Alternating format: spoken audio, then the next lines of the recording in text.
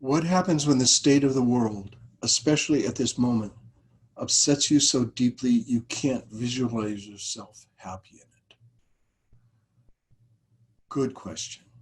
Good question. What happens is for you to realize, to understand that it's in the most difficult times that we really do make the most rapid progress.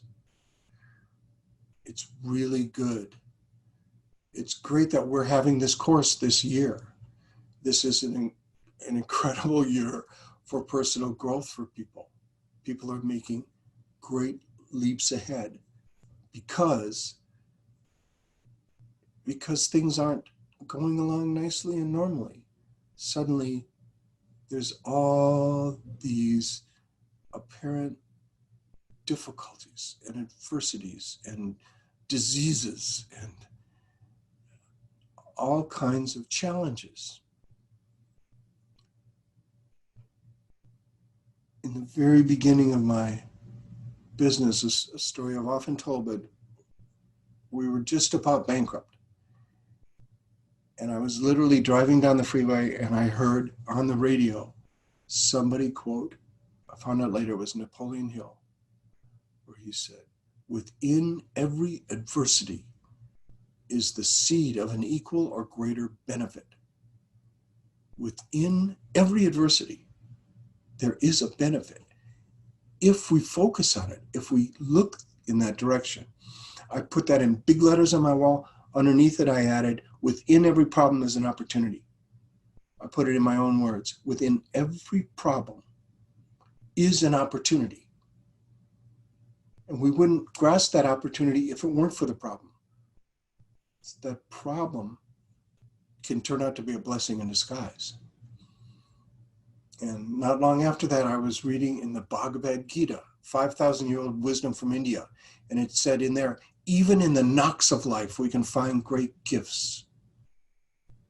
I put that on my wall, the 3 quotes. And I literally started asking myself daily, hourly sometimes when things got really rough, I started saying, okay, we have a problem here. We're nearly bankrupt. This is a big problem. We're not getting paid for our sales. This is a big challenge. What is the opportunity here? What could be the benefit? What possibly could be the benefit? What possibly could be a gift? And I would literally ask myself and reflect on benefits, opportunities, gifts. Can I see any? Can I see any benefits? Can I see any opportunities? Can I see any gifts? And I found each one is a little bit different.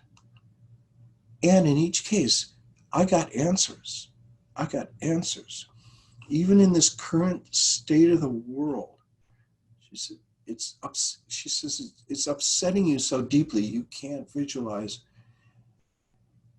What's happening to us is not that important. It's our reaction to it, that's important. You can't control the state of the world, but this is your opportunity to really look inside yourself and really ask yourself some important questions that take your focus off the problem, off the adversity, and instead focus on what benefits are there in this. Oh, there's a lot of benefits. There's a lot of benefits right now in the whole virus thing. Like you're being forced on a retreat. A whole lot of people are making real leaps in consciousness growth. Real leaps. They're having an enforced retreat. That's one benefit. What opportunities are there? What gifts? Ask yourself that. Ask yourself that. Turn your thinking around. You're upset. Well, it is what it is. It is what it is. To offer no resistance. You're resisting what is. You can't change what is. None of us can change a thing in that outside world.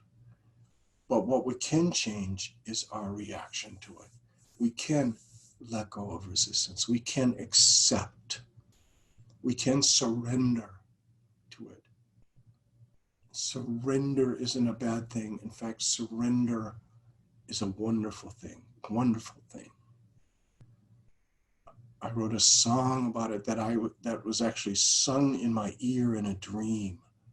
It just started with, teach me, oh teach me, sweet surrender. Teach me, oh teach me how. Show me, oh show me, blessed inner wonder.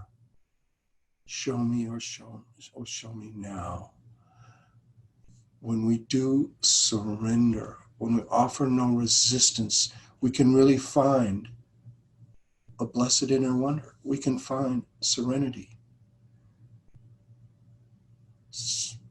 It is in our darkest moments that our brightest treasures are found.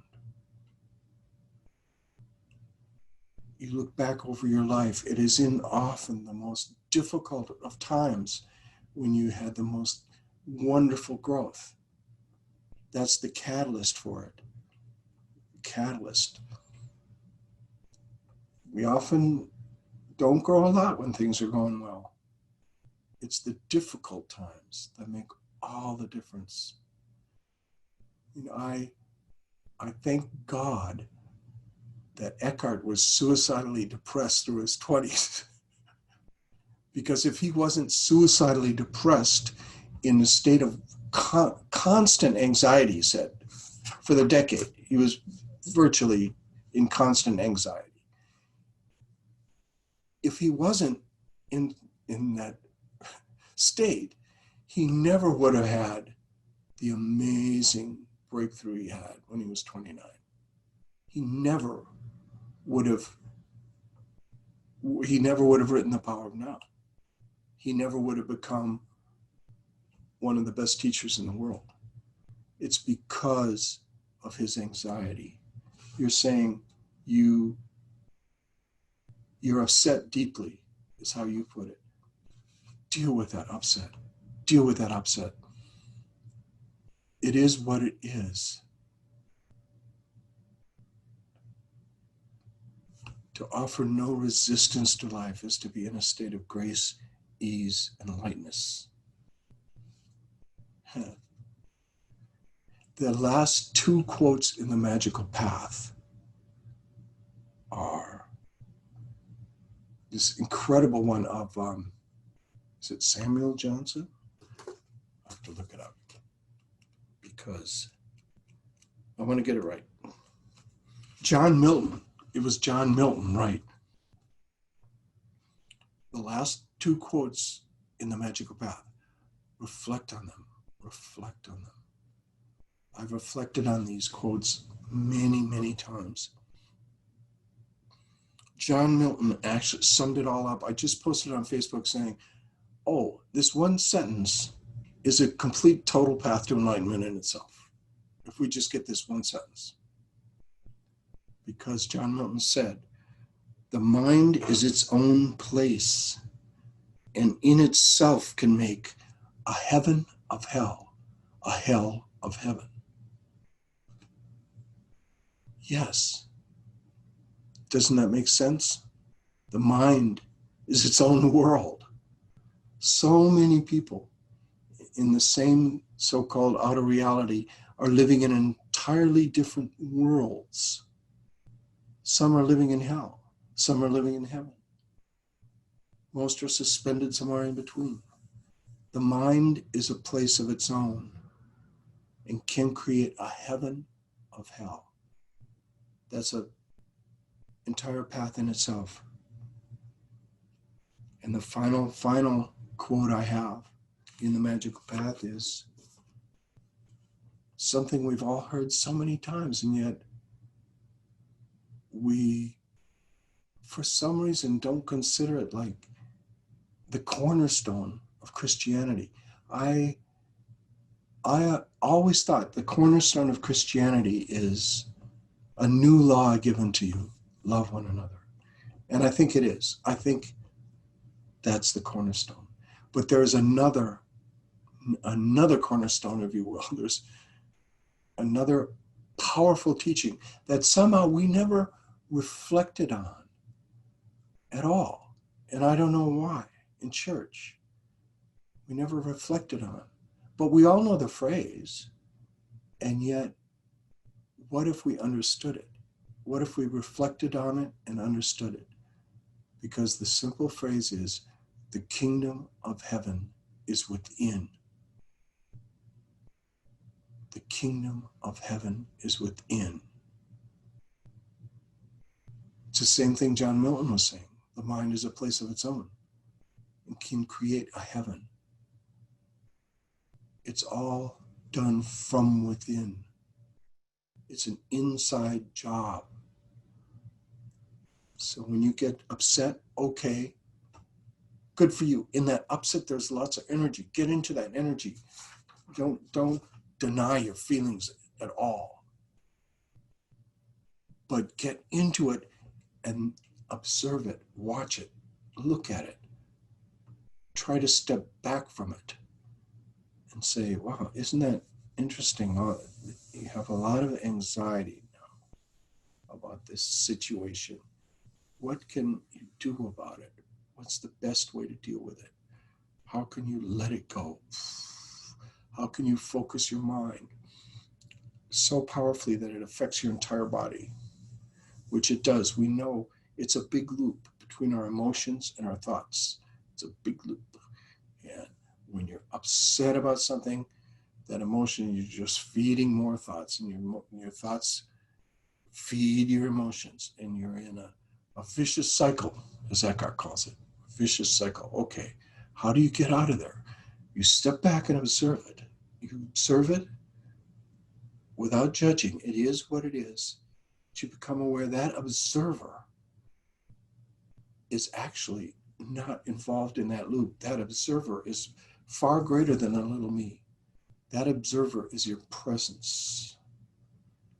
And the more you can be in that presence, you find there's a place of stillness there.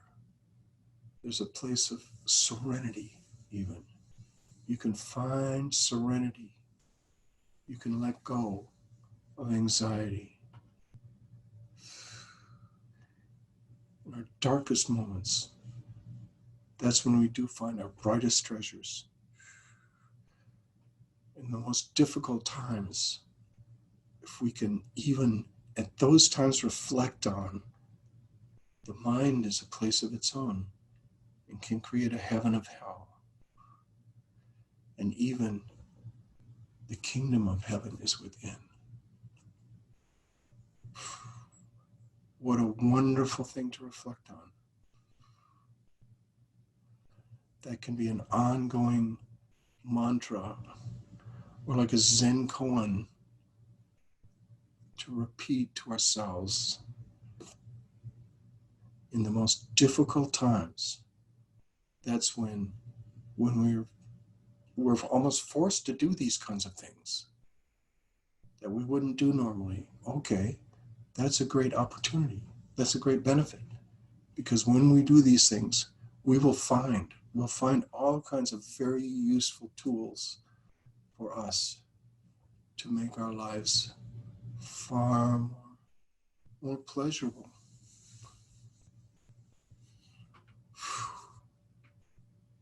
The great book, As You Think, that I love so much, says the same thing, as a man thinketh. And the whole last chapter is just called Serenity. And he says that's the end result of right thinking, you could say. The end result is serenity. When we find the right tools for us, we can find these tools to be more abundant. We can find them for better relationships. We can find them for career. But ultimately, we want inner peace, right? We want serenity. We want enjoyment of life. We want love. And it's sometimes in the most difficult times that we really find the keys to all those things.